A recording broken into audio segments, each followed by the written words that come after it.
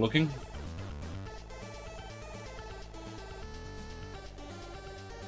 Anyway, what else is in this box? 15-inch LCD that I have zero use for. Ugh.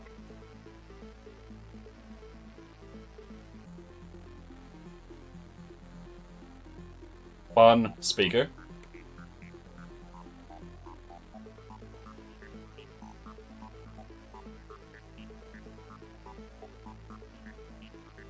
Only reason we'd have any Wi-Fi on the retro LAN would be for visitors who are turning up and wanting to hook phones and shit to internet.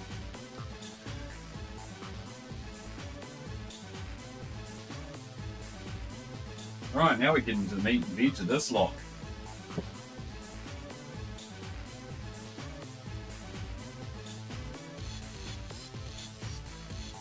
Juiced Eliminator for the PSP. Hell yeah, I want to do skids in my Civic with my fucking wheels on fire and shit. Looks great.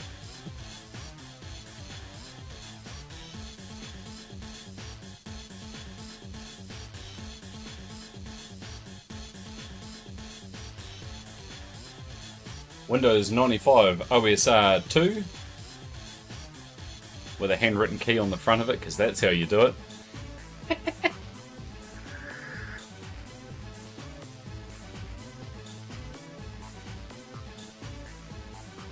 Microsoft Office Home and Student 2007. How convenient. I can install that on my Vista box. What's got all the weight? Everything's in here. Combat Flight Sim World War II Europe Series. What's up? What do I need to run? Where's the system specs, bud? P133. Optionally something with DX6 and MMX. Right on. Box is in nice condition. Fucking sounds like we're about to murder Grandma with an electric quilt. It's the punishment of the old folks' home. You get the electric quilt. And it basically just looks like Publisher, but then you can tile your shit you've designed in Publisher, essentially. Apparently the company was called Electric Quilt Company. Doesn't even say what sort of computer. Oh my god! Apparently it's from 1999.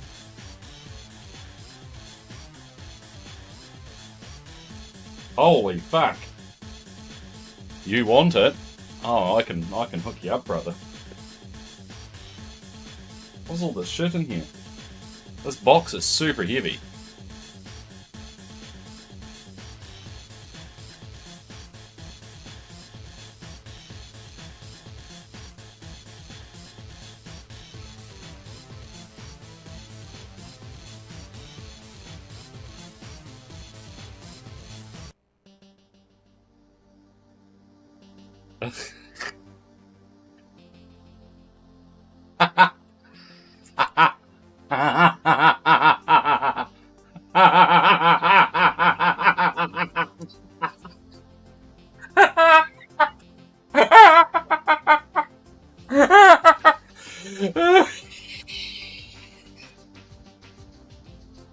I hope that's the Erectile Dysfunction Club's newsletter name as well.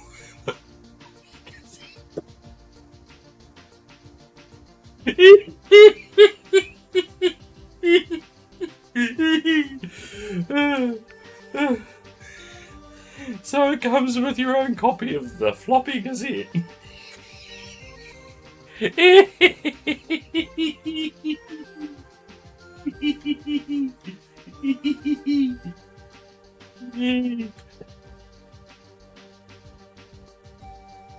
Awesome. Oh my god, okay, so... Oh, okay. So... I'm not going to show this because it's got the original, It's got the original invoice from when this woman bought this. Allegedly, the lady who bought this software, this was a boxed upgrade from yeah,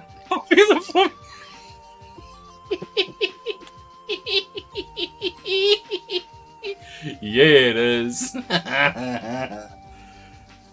Allegedly, this was an upgrade. This lady owned Electric Quilt 4.0, and she upgraded to Electric Quilt 4.1.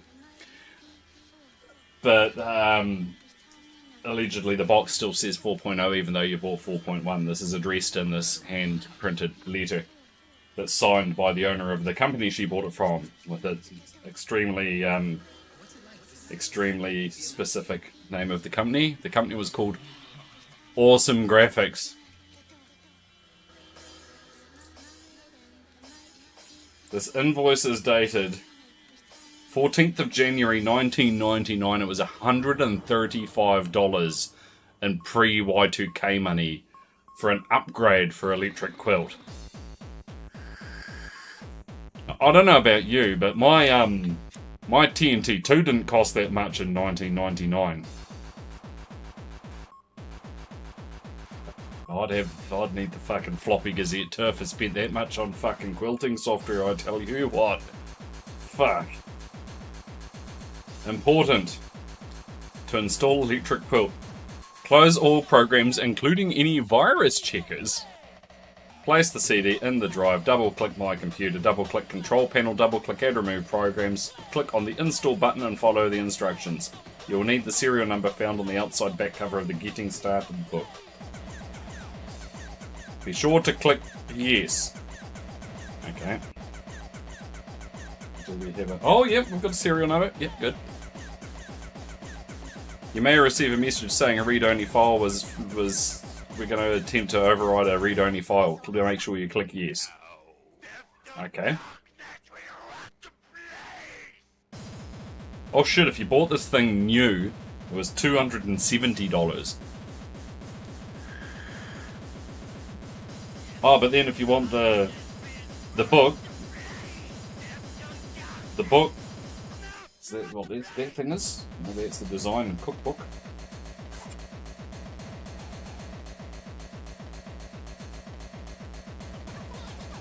God, it was $90 each for the CDs to go with the fucking thing. Holy fuck. That's out of hand. Oh, and then some pamphlets for some of the additional things. But the books with it, like, they weren't dicking around. There's some good tome of eternal knowledge in how to drive this sodding thing. So I might get rid of the invoice out of the packet. Actually no, because I'm probably going to end up sending this to the Huck. Clip art for fabric, yep. Yep. And of course... Oh, that's what the... that's what the floppy Gazette is. No, I'd get a floppy Gazette turf.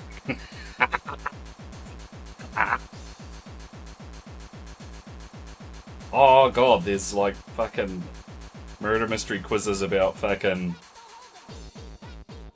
Oh, I traced a bitmap, but I can't colour it. The colour goes everywhere. Oh dear. And the struggles in Quilt World. Oh, this is... Yeah, so this is just telling you all about the other books that this woman, who looks like she's a gospel singer from 1986, is creating next. Well, I think we can play with this on stream at some point, and I can design some horrendous thing, but I feel like to do any of this any amount of justice, this is going to need to go up to Mochalaika.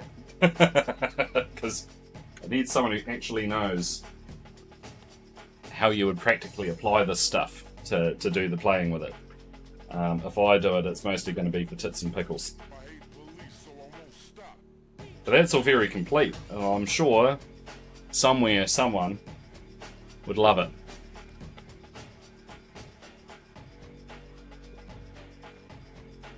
IL2 Sturmovik, cheaper version. Cool.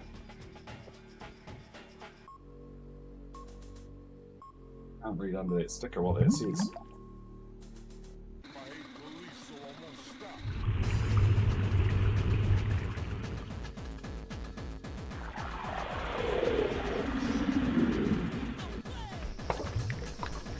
Oh, the P2's running. Screensaver just started.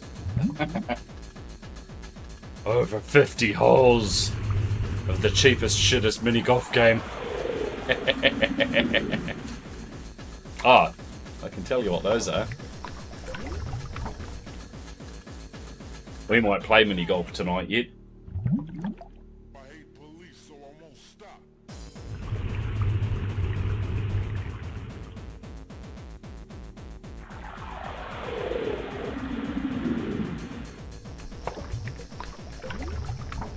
The box looks mint. If this thing's done any work,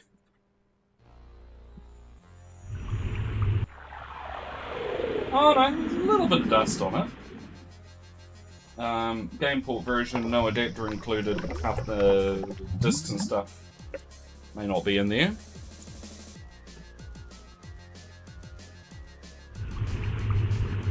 Replicable ups that keep broken, that's good. Oh.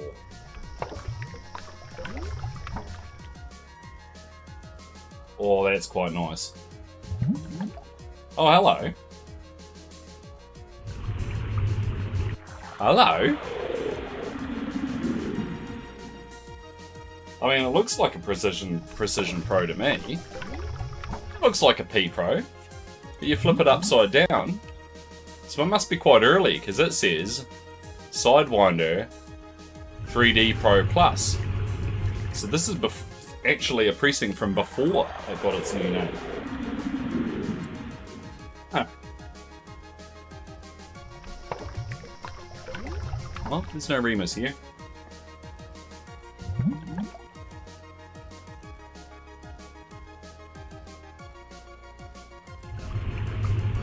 Do not support the USB. It's interesting. It's actually interesting because the old one did.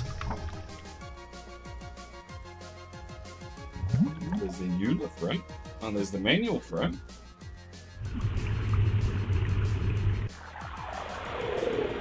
I'm not going to sell it as mint in box to someone, but if someone needed a joystick for their 9X machine, that's perfect.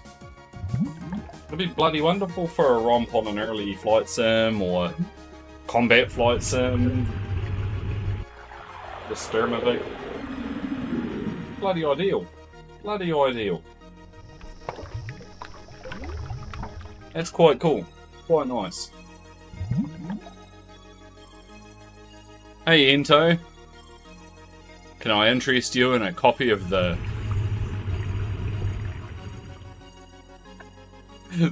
Floppy Gazette?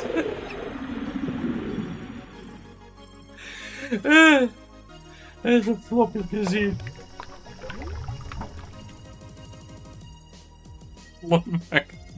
Floppy Gazette. Anyway, the last thing in the bottom of this box of random treasures, which is the part that I'm actually most chuffed with.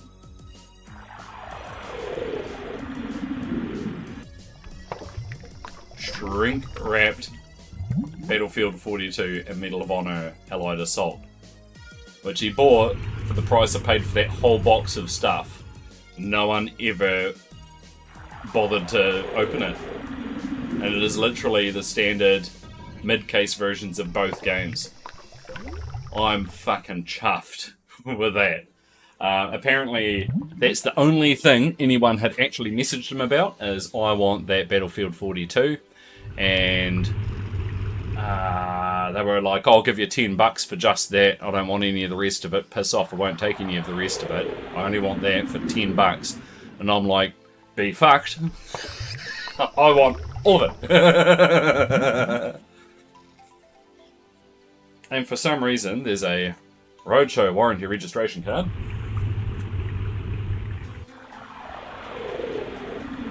And a manual for a Trio 64V Plus with a TV interface.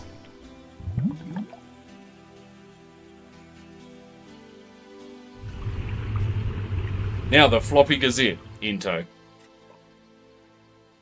Electric Quilt includes a newspaper-styled document called the Floppy Gazette, with a picture of a woman who looked like she should be bloody writing about Thanksgiving dinners in 1982 on the front of it.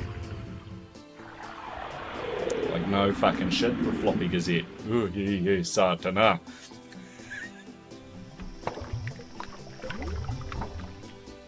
So, if anyone has interest in any of those items, other than the battlefield, you can fuck off, that's mine. Feel free to hit me up, because I'll be happy to oblige someone. Like the 3D Pro Plus is pretty cool, but it's really hard to justify a 3D Pro Plus when I have a 3D Pro. Pro Plus is possibly a more reliable stick than the old OG, but the OG's the OG. In 1995, that was the joystick you lusted for. You weren't waiting 2 or 3 years.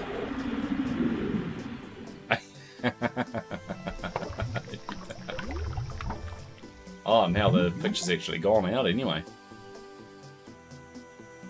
Oh, and the other pieces of the puzzle that I got into that are quite cool. A wireless natural multimedia keyboard. Oh, yeah. Although I'm actually tempted to take this fancy new keyboard and this fancy new mouse and go use them at work. Because at the moment I've got like a generic HP,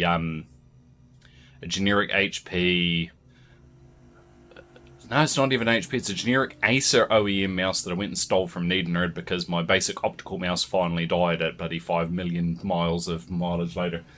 And I have a Natural 4000 at work, but it's clearly seen heavy use. And like the spacebar's got the giant warm patch in it where the right thumb's been the only thing using the spacebar, and the I key doesn't always work. You'll notice I often lose eyes along the way while I'm typing during work hours. Yeah. You want a beige one?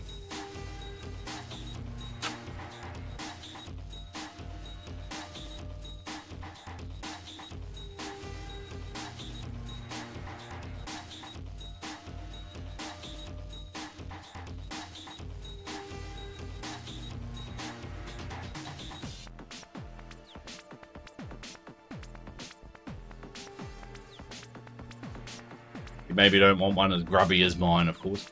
I'm still debating if I keep using the that one, which is the standard PS2 Natural Elite, which was the baby one of the time, or if I use my slightly more expensive one that I took away from work because I didn't want it to keep getting thrashed in a workplace at 20 years old.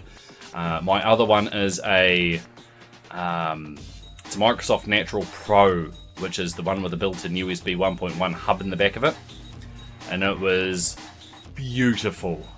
Love that keyboard. It's fantastic. I just can't keep beating it into the ground like that.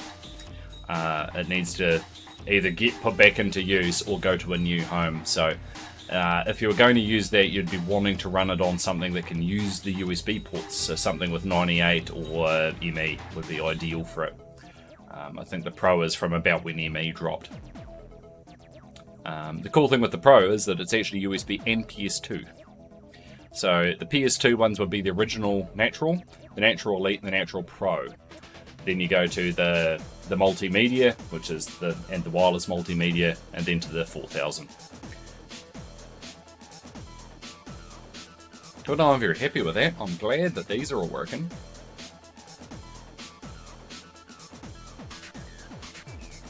It'd be absolutely perfect in 2K.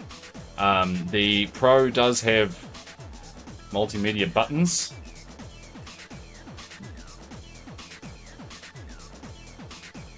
The PS2 that could use the adapter. No, you didn't need to have an adapter on the Pro because it just had like a Y cable with USB and PS2. If you plug the PS2 in, the keyboard works fine, just the hub doesn't go. If you only plug the USB in, the keyboard works fine and you have the hub. If you plug both in, the keyboard works fine and the hub works fine. So it's a jack of all trades keyboard, and I would be prepared to part with it to the right person and the right home. If I knew it was going to be loved, I'd let it go. I've also got an original Microsoft Natural keyboard out in the shed, but it's very rough. Very rough. So it would need like a full strip and rebuild. I feel like the right thing for it would actually be to gut it and look at converting it to mechanical.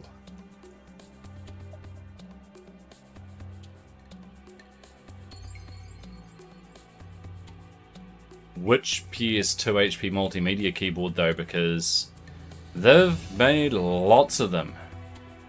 Lots of them.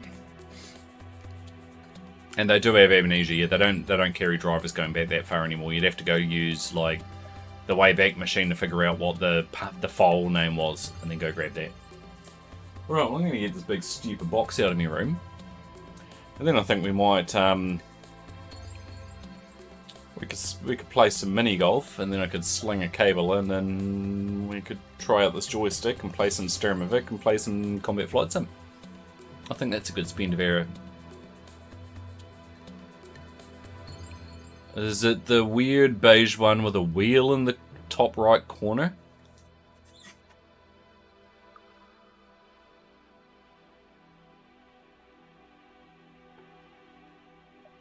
Oh yeah, I also got a big box Combat Flight Sim. Stoked.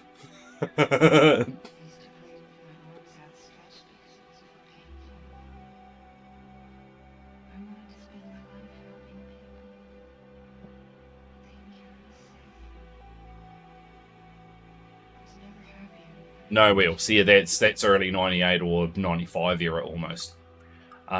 Good luck is my answer to you, my friend.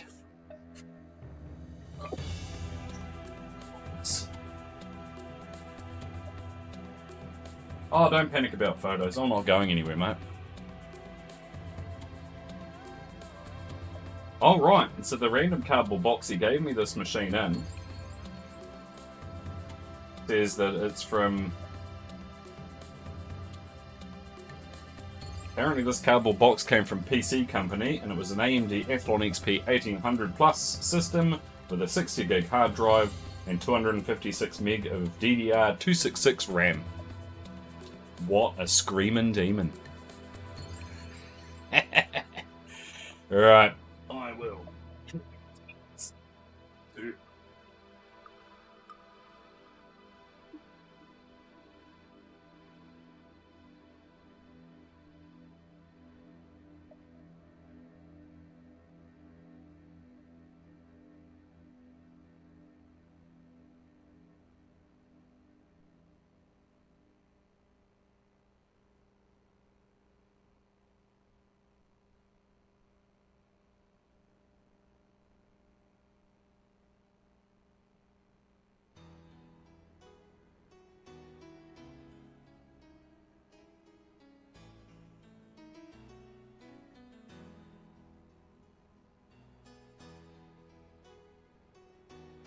Right. Let's start at the top. Let's see if we can play some goddamn mini golf.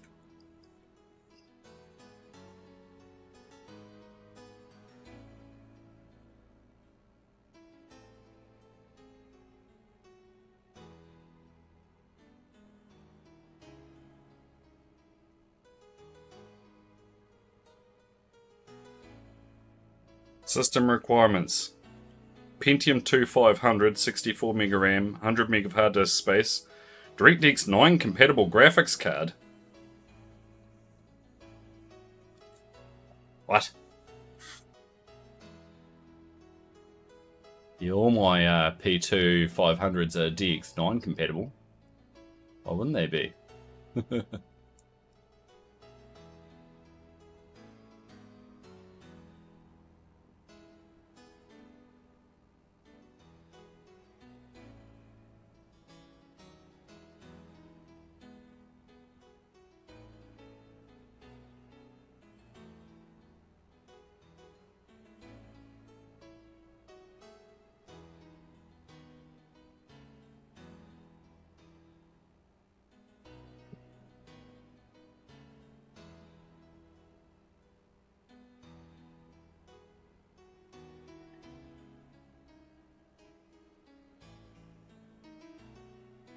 Damnable man at shop. I only wanted one little can of V. I ended up buying 3 big cans because they had fucking free cup that changes colour with the temperature of your V.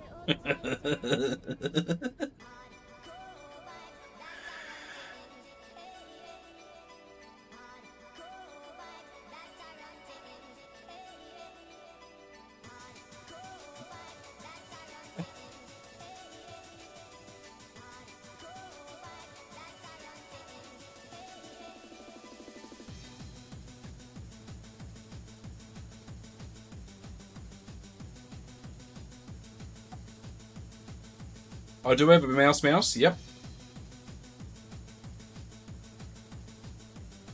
Do you want a mouse? Do I need to question your sanity?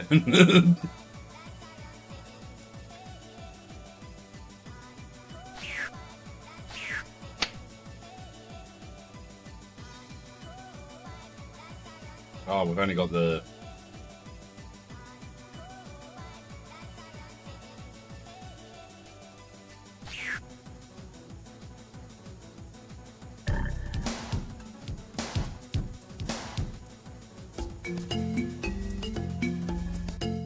So much for needing a DX9 class graphics card.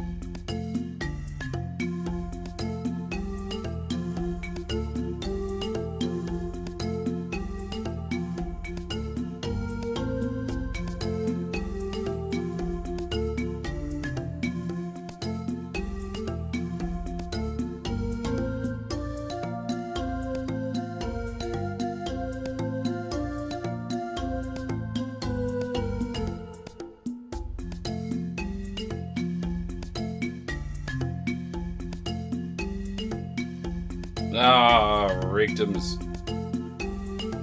This is not terrifyingly intuitive.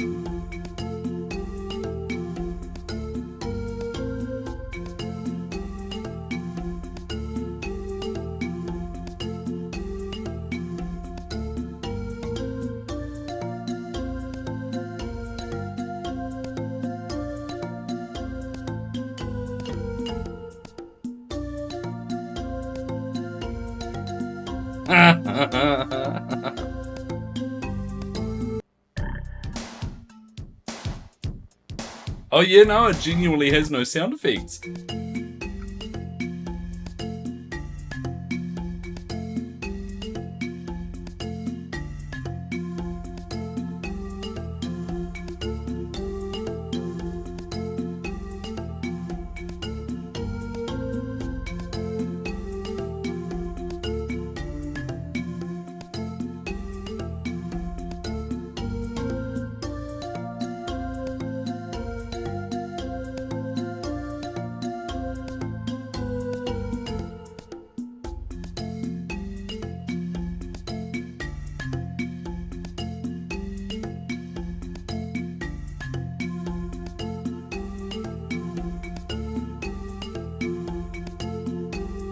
Oh, wank.